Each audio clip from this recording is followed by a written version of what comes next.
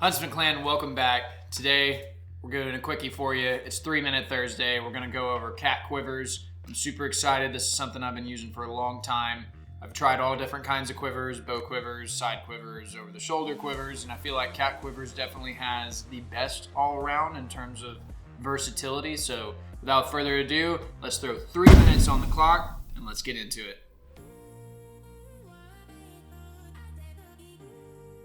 Alright guys, so our first pro is going to be mobility. We have absolutely no issues moving our left or right arms. What this allows us to do is we can easily pull arrows out of the cat quiver from behind, and we can reach up and hit full draw. This is also true of whenever we're kneeling. There's no problem shooting kneeling. The second pro is going to be that it keeps your feathers dry. This is a huge deal, especially for traditional guys.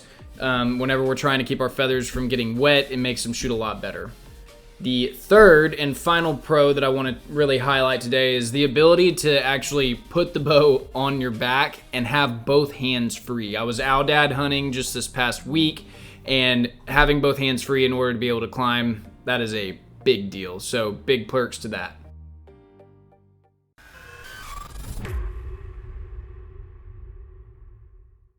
Our first con, and one of the ones I hate the most, is wearing a hat backwards with a cat quiver is a huge pain. This can be fixed though if we use a beanie. So, you know, little give and take there, but at least you can get around it if you need to. But that does kind of suck.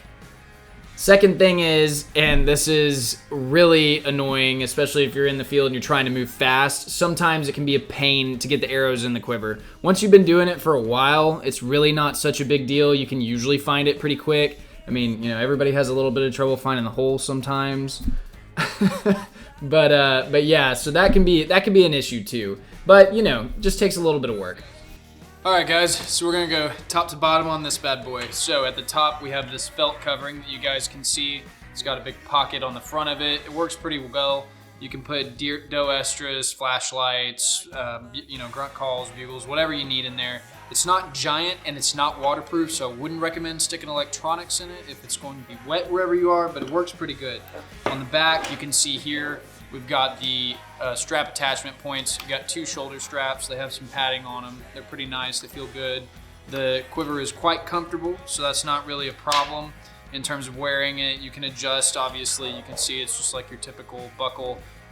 So, you know, if you're a bigger guy, smaller guy, whatever, should work for you. It's kind of a one-size-fits-all thing once you get it adjusted. So moving on down from there, obviously we've got some arrows in this. I'll pop those out real quick. Basically, this is an aluminum frame. So you guys can see here, it's got 2 aluminum poles. They're camoed up right now. And essentially that keeps it nice and light. It's fairly strong. It does have some flex in it, but not too bad. And then right here, you can see these are some little screw tabs. Now, essentially what these do is if you unscrew one of these, right, like that, then essentially what it does is it comes out and then you can squeeze it together or pull it apart in order to make the entire cat quiver longer. So if you're a taller guy and you got longer arrows, you pull it apart. Obviously it gets longer. Shorter guy like me, you push it together, you know, shortens up for you so the arrows stay nice and tight. Now, the last thing is the very bottom of this. You can see it's made out of some kind of hard plastic, and inside of there they have this stuff right here, which is just some heavy foam. It's a hard pack foam. Your arrows will feed up into the top of this where they have foam on the top as well. And then once you put them in the bottom, the tips of the arrows will be into the bottom part of this. I haven't really had any problems with broadheads getting dull or anything. I usually sharpen them every couple of days though. I'm sure if you left them in there long enough, it could potentially be a problem. But really, it just keeps them quiet. It's nice. You can usually fit 5 to 6 arrows inside of this thing. So space usually isn't a problem unless you're a guy that just needs to carry 24 arrows. Been there, but usually 5 or 6 seems to work pretty well. Huntsman Clan, that is gonna wrap it up for the cat quiver video. It's by far been my favorite quiver that I've used. There's pluses and minuses to all of them. At the end of the day, you know, it's what works best for you. I just figured I would show you guys this. There'll be a link down in the description where you can find these. They got a few different types. I know we went a little over 3 minutes today in terms of the actual review. We'll work on getting it back down.